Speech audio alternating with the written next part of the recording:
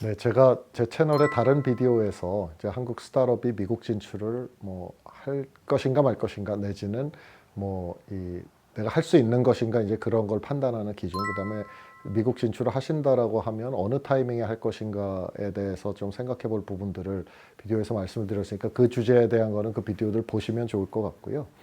여기서는 이제 미국 진출을 하기로 결정을 했는데 이제 그 회사의 단계에 따라서 과연 구체적으로 이제 어떻게 계획을 해야 되느냐라는 거에 대해서 좀 말씀을 드려볼까 해요. 먼저 이제 아주 초기 기업이 나는 이제 한국 회사가 아니라 그냥 미국 회사로서 미국 시장에서 승부를 걸고 싶다라고 하는 경우에 대해서 말씀을 드릴게요. 그런 경우는 이제 보통 스타트업 업계에서 이제 플립한다라고 하잖아요, 회사를. 이제 플립하는 회사들이 점점 옛날보다 훨씬 더 많아지는 것 같아요.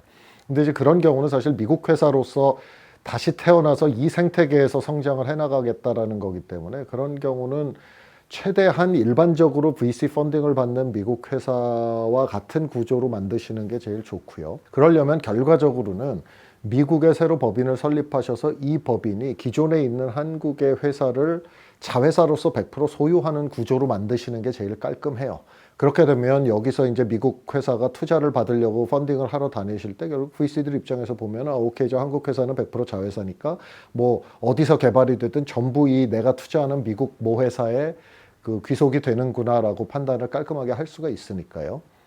그래서 일단 그렇게 할 때는 그런 구조를 제가 권하고, 이게 근데 상황적으로 그렇게 하기가 이제 뒤에 말씀드린 세금 문제나 이런 것 때문에 좀 어려운 경우가 생기거든요.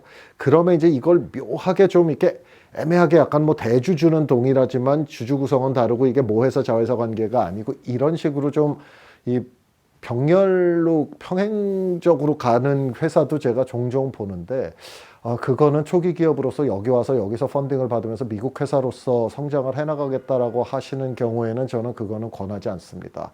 세금 문제가 있으면 플립을 안 하시는 게 맞는 것 같고, 플립을 하실 때는 결국은 거의 여기서 일반적으로 미국 VC들이 투자하는 그 스타트업처럼 구조를 만드시는 게 맞고요. 그렇게 하시려면 결국 한국에 원래 있던 회사를 새로 세운 미국 법인이 이걸 인수하는 형태로 100% 소유하는 형태로 만드셔야 돼요. 이제 그때 어떤 세금 문제가 발생이 될 수가 있냐 하면, 이제 새로 미국에 여러분이 이제 법인을 세웠어요. 그래서 이 법인이 한국 회사를 인수를 할 때 이게 뭐 법인 대 법인 간의 인수든 아니면은 뭐 그렇게 하는 경우도 있거든요. 미국 법인을 세울 때 한국 법인의 주주 구성이랑 동일하게 미국 법인을 똑같이 돈을 내서 만드는 거예요. 그 다음에 이 주주 간에 이걸 뭐 주식을 스왑하는 형태로 하는 경우도 있고, 그런데 이제 테크니컬한 건 변호사나 회계사한테 상담을 받으셔야 되고 그 부분은 제 전문성이 있는 영역이 아니니까요.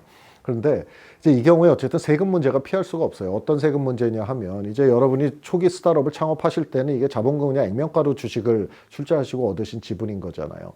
근데 이 미국에 새로 세운 회사가 한국 회사를 인수를 하는 형태가 될 때는 어쨌든 이 두 회사의 밸류를 정해야 되거든요. 두 회사의 기업을 가치를 정하고 그 가치 비율대로 이 트랜잭션이 일어나야 되는데, 이 트랜잭션을 일으킬 때 한국 법인이 예를 들면 이 액면가, 그러니까 거의 사실상 자본금이 아니라 그거야 뭐 20배 정도의 가치로 평가를 받아야 된다. 뭐 그렇게 평가를 받는 이유에는 펀딩이 있었을 수도 있고, 또는 내가 사업을 해서 매출이 어느 정도 나가고 있는 상황일 수도 있죠.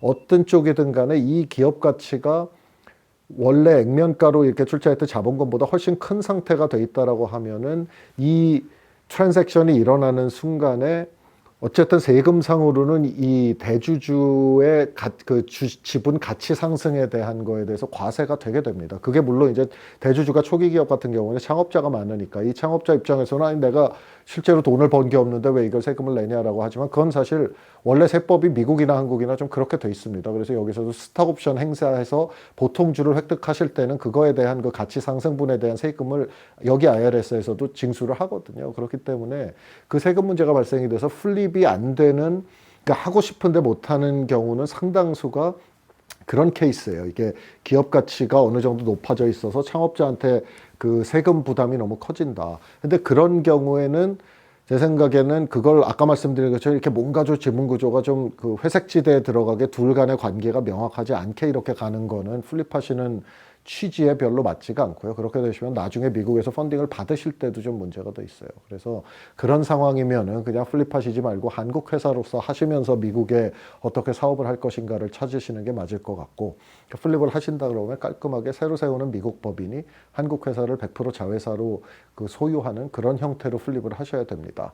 그래서 그 트랜잭션 밸류에 대한 거는 그건 사실 뭐 그 어떻게 플립하기로 해서 뭐 어떻게 만들어낼 수는 없는 거고, 결국은 좀 그때 상황에 따라서 자연스럽게 해야 되는 건데, 이제 한국에도 요즘에 제가 이렇게 한국 회사에다가 미국 회사로 플립한 회사에도 제가 3군데 투자를 했거든요. 그래서 제가 그 3군데 투자를 하면서 보면 한국에도 이런 그 플립한 회사들이 점점 늘어나고 있기 때문에 그런 사례에 대해서 좀 경험이 있는 창업자들, 그리고 또 그런 창업자들을 도와주셨던 회계사, 변호사 이런 분들이 많이 계세요. 그래서 그런 그 경험이 있는, 플립의 경험이 있는 분들의 조언을 좀 구하실 것을 권합니다.